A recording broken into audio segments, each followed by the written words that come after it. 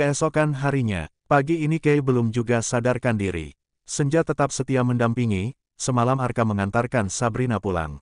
Senja tidak ingin mereka berlama-lama berdekatan dan berhalwat saat dirinya menemani Kei dan Arka serta Sabrina akan duduk berdua di sofa.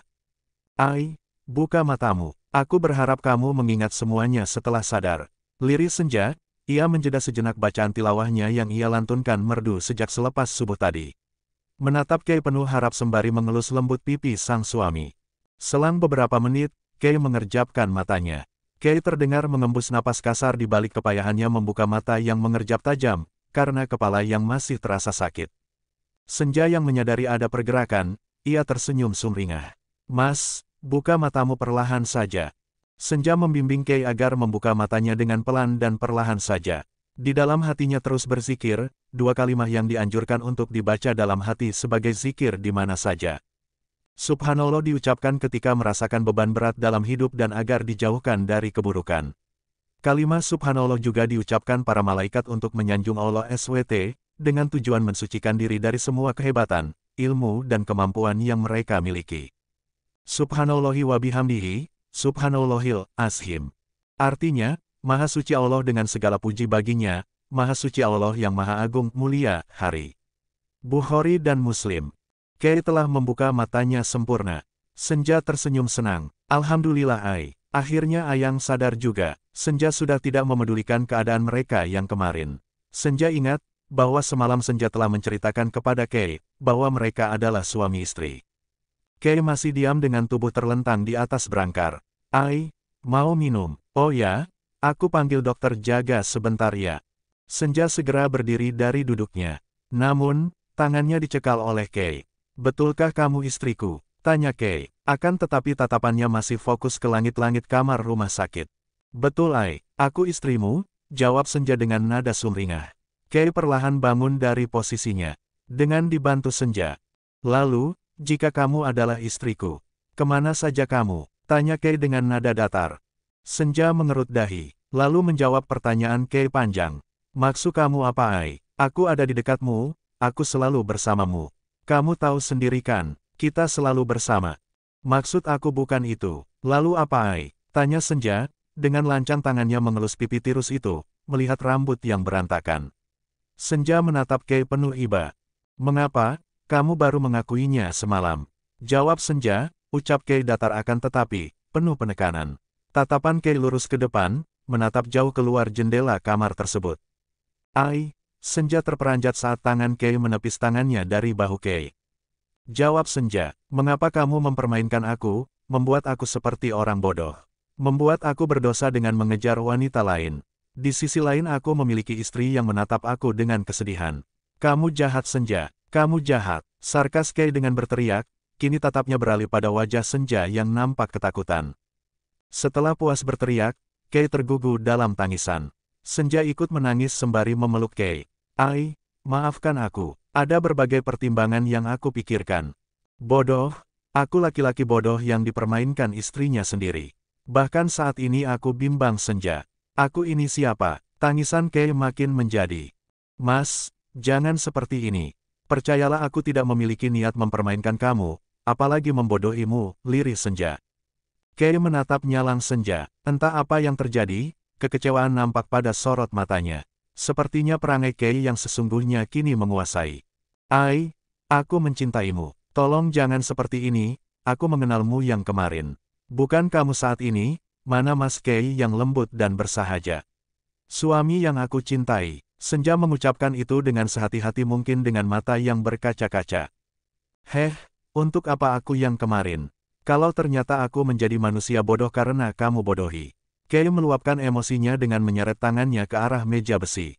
Semua yang ada di atasnya berhamburan.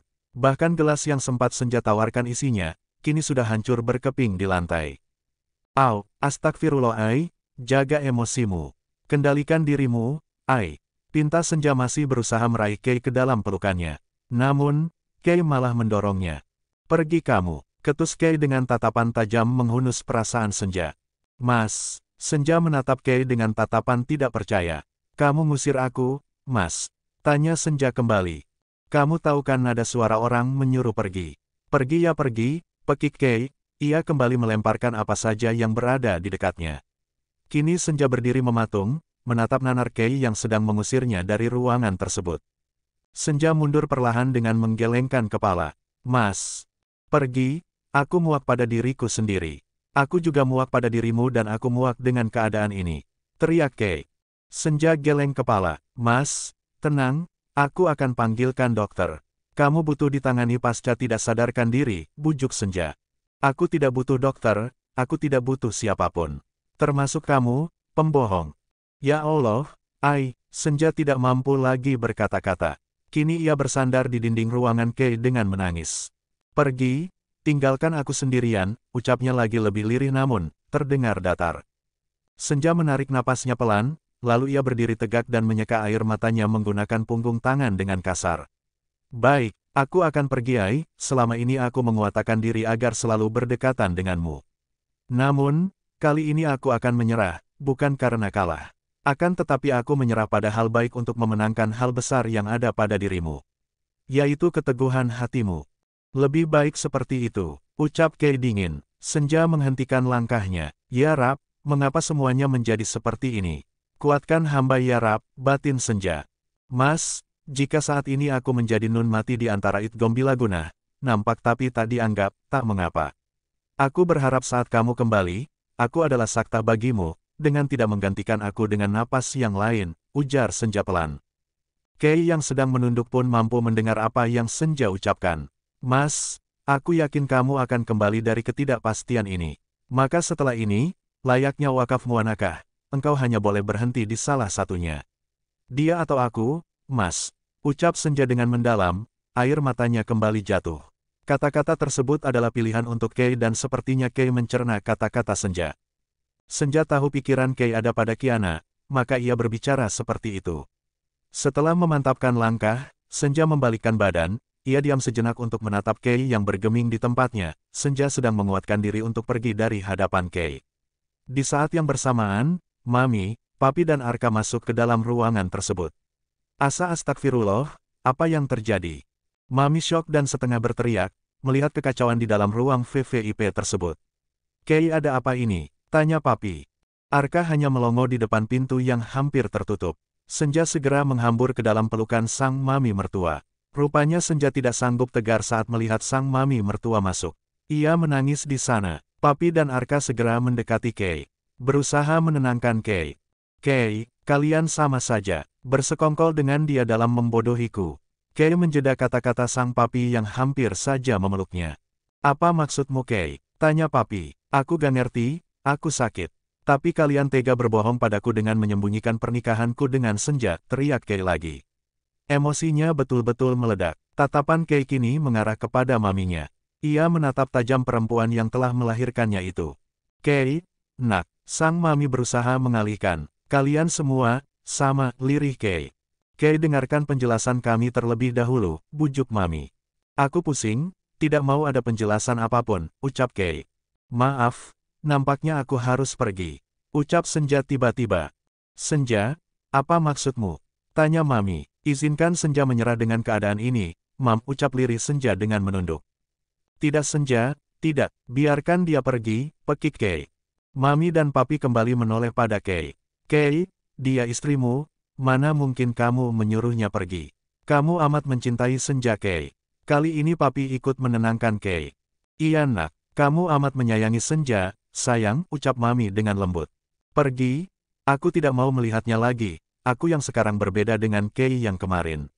Kei makin histeris dengan memukul-mukul kepalanya. Jangan begini nak, please. Kei, panggil sang papi pelan. Ark sakit sekali, pergi. Arka cepat panggilkan dokter, teriak papi. Iya Pepi, jawab Arka sembari segera keluar dari ruangan tersebut. Senja tidak bisa berbuat apapun. Kini Senja bersimpuh di lantai dengan menangis.